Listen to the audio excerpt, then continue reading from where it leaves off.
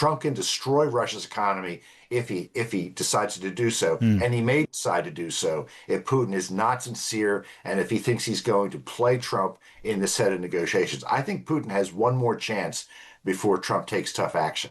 Now, I want to go on looking for what is positive, what can be described as positive after that meeting, the big meeting at the White House yesterday. Here's some news just in, which is from the Axios news service. It tells us that the U.S. Secretary of State Marco Rubio is going to lead talks on security guarantees for Ukraine when and as and when peace comes. And Donald Trump, we know, is promising some kind of air support for that guarantee force. Meanwhile, Volodymyr Zelensky, looking clearly on the bright side if he can, describes yesterday's summit in Washington as a significant step towards peace.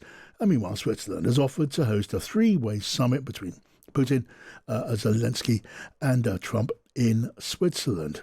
Donald Trump, he's given his first interview since yesterday's talks, and here he is speaking to Fox News. I called President Putin yesterday, and I do have a good relationship, but it only matters if we get things done. I hope President Putin is going to be good, and if he's not, it's going to be a rough situation, and I hope that President Zelensky will do what he has to do. He has to show some flexibility also. Right, so, there's Donald Trump. He's hoping that Zelensky does what he has to do and hoping that Putin is good, to use the word used by the president. Fred Fleitz is back with us, a former U.S. National Security Council Chief of Staff during President Trump's first term. Welcome back to the program, Fred. Hey, John, good to be here. Good to have you here. Look, I'm hoping for reasons to be positive. Do help me with that if you can. What advances, Fred, did we see in the cause of Ukraine and its fight against the Russian invasion? Watching what happened in Alaska on Friday and at the White House yesterday. Fred, what were the positives? Well, I think it's hard not to see yesterday as positive, as President Trump was consulting closely with top European leaders and with Ukrainian President Zelensky to talk about how can we move forward on what's going to be a very difficult process to end the war in Ukraine. Trump got this process started with the meeting in Alaska. I know there was a lot of criticism of him for giving the meeting to Putin, but my position is American and Russian presidents should be meeting and talking regularly, that this was not a concession by Trump. And I think he's trying to get Putin on board to make some difficult compromises. The next phase was discuss this with the friends of our close European allies and with Zelensky, and to talk through some of the difficult compromises that Europe and Zelensky may have to make to get an agreement. In a perfect world, Russia would give back all the territory it stole. We would have immediate ceasefire. But if that's not possible, we have to get the best agreement we can to stop the killing. That's Trump's position. All right. Now, look, I'm going to continue to look for positives, but as I say, I'm rather struggling, and do all you can to convince me that I need not. Because the fact is right now, there is no American demand for a ceasefire. There are no sanctions to force Russia towards peace. And the fact is, Fred, that is being celebrated in Moscow and by the pro-Kremlin Russian media. And frankly, it's not hard to see why they're celebrating, is it? Well, look, I certainly think there should be an immediate ceasefire, and if Trump could get that, he would push for that. But he's not pushing for that. He specifically said he's not pushing for that. He's not pushing for it because he can't get Putin to agree to it. So well, that's a reason to push, not to back away and cease to push. Well, let's talk about sanctions, because there are people, and you're probably one of them, who believe if Putin won't agree to a ceasefire right now, let's dump enormous sanctions on him. And I think that could happen if Putin doesn't negotiate in good faith. And I'm skeptical. I hope that Trump proves he is negotiating in good faith. But I agree with what Marco Rubio said on Sunday, that if we follow up the meeting on Friday with tough sanctions against Putin, we will push the peace process back a year to 18 months. As long as Putin is talking and we think he's sincere, and I got to tell you, that's a hard thing to judge. Yes. We'll postpone the sanctions, but they could be implemented very quickly if we learn Putin is not really going to deal. Yeah, well, look, I do suggest it's not hard to judge whether Putin is sincere, because he's not sincere. I mean, the demands that he's laying down are, for very obvious reasons, quite impossible for Zelensky to agree to. The surrendering of territory, which is not even presently occupied by Russia, that would take, thousands more Russian casualties and maybe years more fighting for Russia to seize by force. Putin wants that to be handed to him on a plate. And it's very, very clear. How on earth, Fred, could Zelensky agree to that? I think it will be a very difficult thing for Zelensky to agree to. This is, of course, Putin's opening offer. I hope that is not the final position of the Russian government. I believe that I frankly agree with you. It's outrageous that Ukraine would turn over Ukrainian territory to Russia. If this is something the Ukraine does, there's going to have to be a very strong and robust security assurance force with European troops on the ground Yes. in Ukraine. The problem is the Russians are saying today that they won't agree to that. So we have a lot of work to do here. Yeah, well, which maybe makes the case again for standing up to Putin and daring him to take a course which would lead to greater escalation. I mean, we do now know, because the president has told us, Fred, that he is not going to contemplate American forces on the ground in Ukraine as and when peace arrives. There is some talk of some sort of air support. What do you imagine that actually means? What kind of support from afar could be coming from America? Well, I've always been skeptical of the idea of sending European troops on the ground into Ukraine because I don't think Putin will agree to that. I think it plays to his paranoia about NATO troops on his border. Yeah. I think there should be a peacekeeping force of neutral troops. I don't know what countries they'll be from, but I think the idea of putting British and French troops on the ground in Ukraine, I don't see Putin ever agreeing to that. Are you thinking of the United Nations then, for example? Well, if not in the UN, a quasi-type, a UN-like peacekeeping mission along the border, a tripwire force, I've been calling for that for a long time, and I've probably criticized this idea on your program that European leaders should stop talking about something that Putin's not going to agree to. I also don't think Putin will agree to American troops in Ukraine, and Trump's supporters won't agree to that either. That's why he ruled that out in a TV interview this morning. I mean, Putin is not going to agree to almost anything that the pro-Ukrainian side proposes.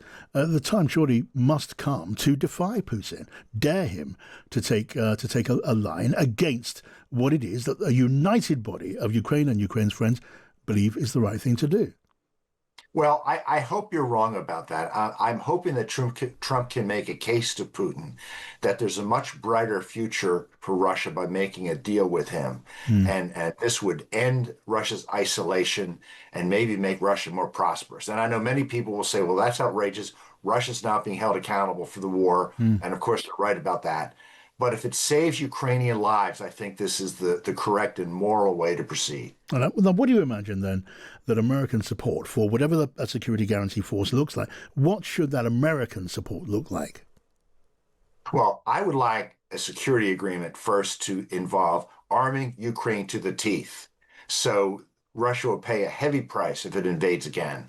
This Russian idea that Ukraine has to be disarmed or would not receive weapons from abroad, in my book, that's off the table. Right. I can't see Ukraine will ever agree to a deal. Well, so America, Fred, should sell Ukraine all the weapons that it can afford. Well, I mean, that already seems to be in the cards. But according, insofar as American support, I would think there'd be logistical support, intelligence support by troops not located in Ukraine. I'm not sure what else that would entail. And Trump hasn't said, but he has said that Ukraine will be secure with this security assurance force. But although we have no idea what that would actually comprise at this point. Again, it's another one of those questions for the future.